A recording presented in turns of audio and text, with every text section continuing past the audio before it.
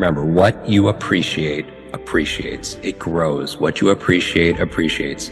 And did you know that practicing gratitude can actually change the molecular structure of your brain? Yes, it is that powerful. When you express gratitude, not just say you're grateful, but express gratitude, your brain releases a dopamine, it releases serotonin, which are two crucial neurotransmitters that are responsible for your emotions, and they make you feel good, and they enhance your mood pretty much immediately.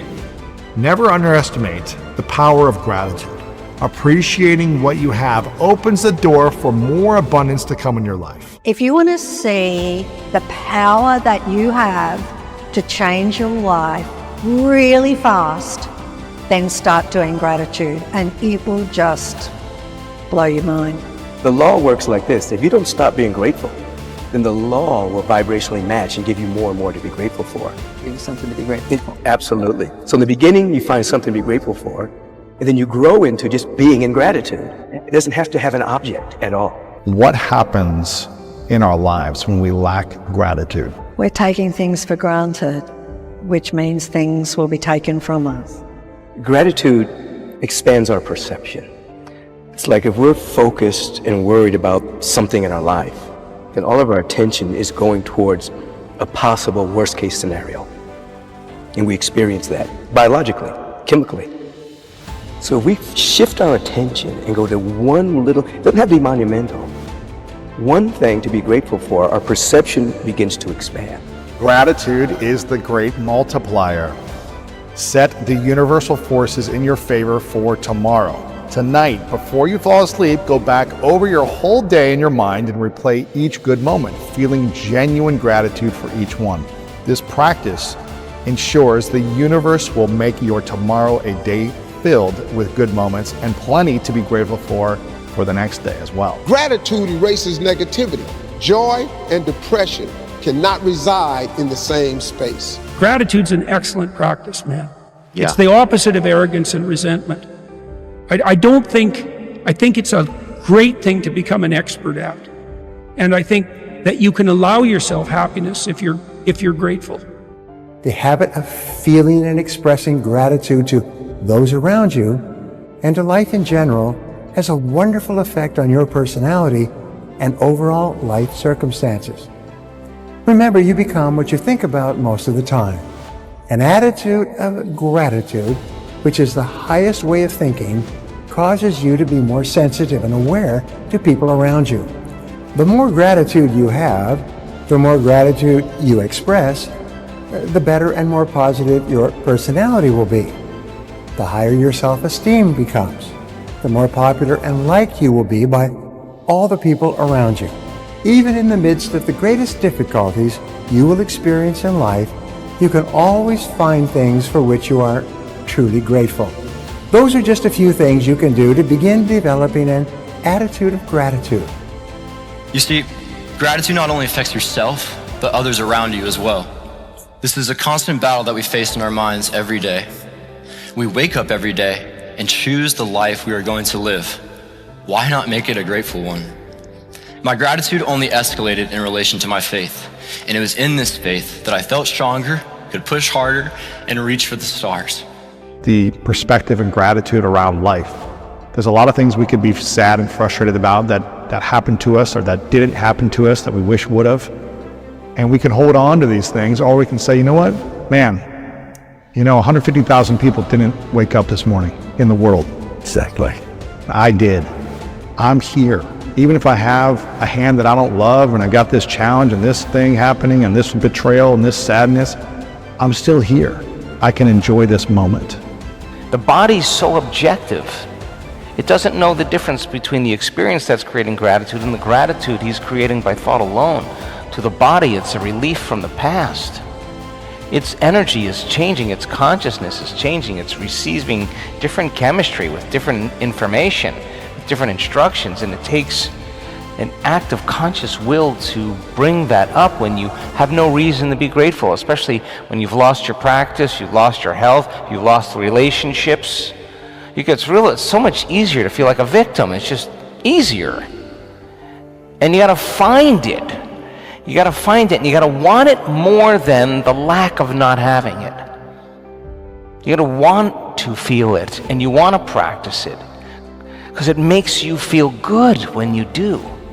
But making the first step to switch from the victim to someone who's grateful. But I'm going to give you the big one. And this is why life gives you these great tests. I had a really good friend of mine, I went to lunch, and he said, I don't know who this guy is here in front of me. And he goes, let me ask you a question, honestly. Right now, what are you grateful for? And at the lunch, I said, jack shit. Nothing, brother. There's nothing good in my life right now.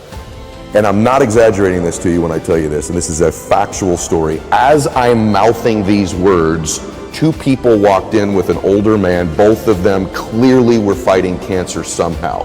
Both had lost their hair. One of the ladies had a bonnet on, and they were barely moving in. Both walked by our table and gave me the most warm greeting, the warmest smile as a stranger. And he goes, that's pretty freaking pathetic. You can't find anything in your life to be grateful for right now. And on the drive home, I'm not kidding you, I started to stack gratitude. I started to take inventory. Because if you can find things to be grateful for in that space, man, is your life going to be rich when there really are external things to be grateful for. What is the appropriate attitude towards the future?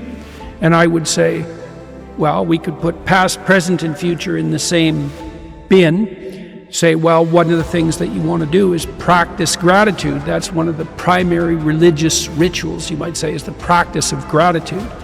And you might say, well, my life is so horrible, what do I have to be grateful for? And I would say that's for better or worse, that's still a form of blindness, right? I mean, people can have very, very difficult situations, can be in very, very difficult situations. And it's in those difficult situations where the search for gratitude becomes something that is by necessity deeper and more difficult. But that doesn't mean it's not appropriate. We should, wake up with some sense of gratitude that here we are, fully able-bodied, and if we just set in motion sometimes a foot, a step, somebody who doesn't even have a foot anymore, doesn't even have a step, and if we just do that our brain and just because a lot of our listeners struggle with the emotional type of stuff, but if we just do that our brains and our spirits will follow. The most effective prayers are those expressed by individuals who have conditioned their minds to habitually think in terms of a positive mental attitude. For a great number of years, it was a mystery to me as to why my prayers failed more often than they succeeded. When I found out the real cause, I discovered that I was in the habit of going to prayer only when I was in difficulty, when I wanted someone to bail me out.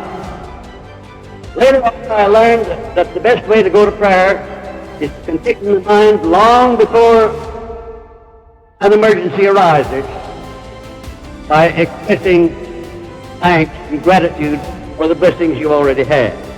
I'm inspired by practicality and reality and the truth, which is, it is ridiculously impossible to become a human being. I am one. I have other good things going for me as a human being, and I'm just grateful.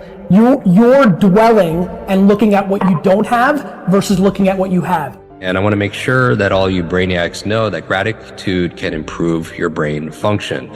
Studies have found that gratitude can improve your decision-making skills. Again, quality of your life comes down to the quality of our decisions. It can increase your productivity. And it does this by activating your prefrontal cortex, which is responsible for things like critical thinking, for rational thought processes.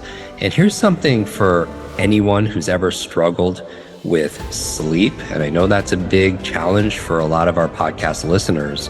Practicing gratitude may help you sleep better and longer. And gratitude works a lot. If just being grateful for everything. The more, I always say the universe loves gratitude. The more you're grateful for what the good is in your life, the more good you get to be grateful about. And it's like, if somebody gives you a present or gives me a present and I say, oh my God, I hate that color and it doesn't fit, and that person will never give me another present. But if you say, oh, it's wonderful and thank you, I really adore it, it's great, that person is probably going to want to buy you a present every time they see something they think you would like. And it's like that with the universe. The universe loves gratitude. People stay pissed off because they ain't a millionaire. But I got news for you. If you pissed off where you are right now, you'll never be a millionaire. You want me to tell you why? Because there is a principle of success that God requires our gratitude. The more you're grateful for, the more God will give you to be grateful for. Studies have shown that gratitude is not just a byproduct of good circumstances, but rather a practiced mindset that significantly influences mental and physical well-being. According to research published in the Journal of Personality and Social Psychology, people who actively practice gratitude report higher levels of positive emotions, better sleep, and even lower blood pressure. The act of being grateful engages regions in the brain associated with moral cognition and value judgment, suggesting that gratitude is a skill honed through effort rather than a spontaneous gift of luck. Teach your body, just for 15 minutes a day, what it would like to feel gratitude, what it would be like. And our data shows that you take someone, do that for 4 days, 3 times a day. They make a immunoglobulin called immunoglobulin A. It's your body's natural fluid. Start to see it coming into your life. There are studies showing that a regular gratitude practice can provide resilience to trauma in 2 ways. It can provide a reframing and resilience to prior traumatic experiences. If in fear and reacting, and I've always acted a certain way, that doesn't matter. I'm not living in the past, I'm living in today, this intention right now. I'm living into it. And the only thing that matters is today. When I stacked gratitude, I changed what I did in the morning and I changed what I did in the evening. And so somehow by grabbing control of my morning and by grabbing control of my evening, I got some measure of control over the middle of my day. I was an out of control person back in those days, meaning this: I woke up worried, stressed, fearful, and I immediately start thinking about a bill I had to pay, something that was wrong, and I'm in a state of reaction to begin I'm talking within 6 minutes of waking up, 6 seconds. Most people listening to this, that's what they do. I said, I gotta grab control of my morning, and I set up routines in my morning. Maybe they served me, maybe they didn't, but they were things I could deliver on doing for myself. And so not only did that give me control over the day, but I started to stack my self-confidence too. Ladies and gentlemen, success is not an accident. It does not fall from the sky, nor is it handed to you on a silver platter.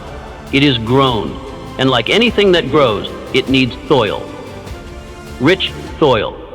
That soil is made of 2 things: discipline and gratitude. Discipline is the daily decision to show up, even when no one is watching. It's waking up early when you'd rather sleep in. It's doing the work when motivation runs dry. Discipline is the price you pay in advance for greatness.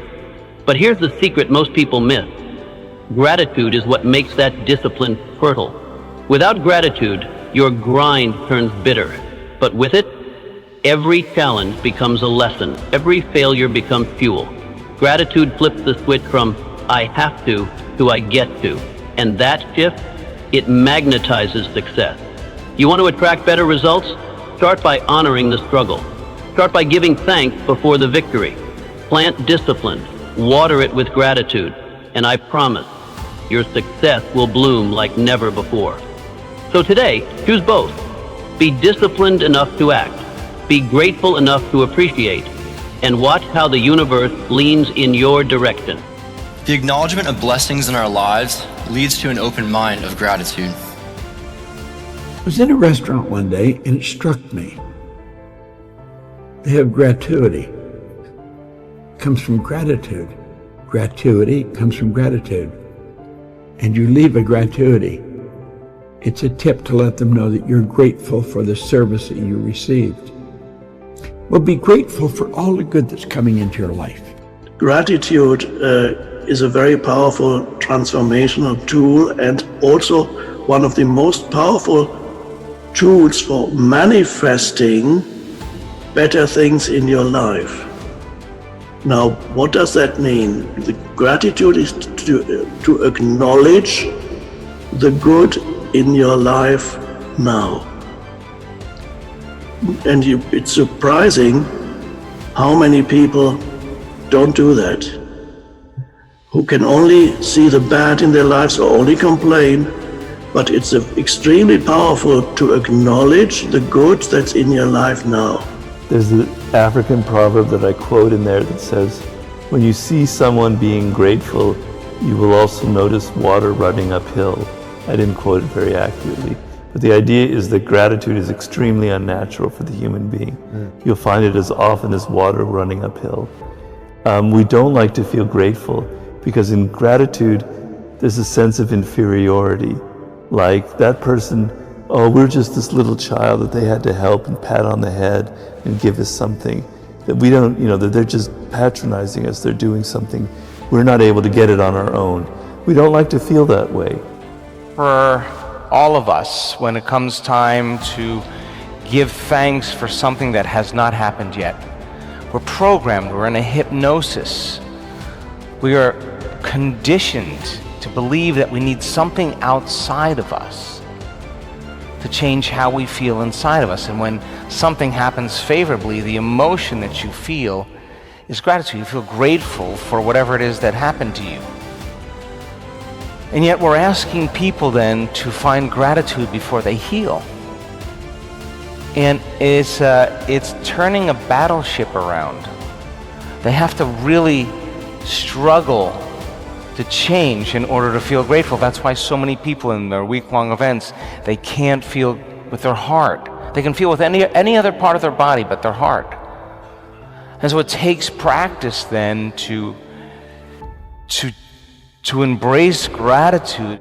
Apply to all the small things that continuously surround you in life. And then you see the goodness of it all. Or you can just, let's say you have little or no money, and you're looking for abundance. So how do you bring abundance into your life? You have to discover, to acknowledge the abundance that is already everywhere around you. There's no way I could be grateful every single day. That's impossible. I urge you, though, to choose gratitude in the hardest moments of life, because you'll start to see a better version of yourself.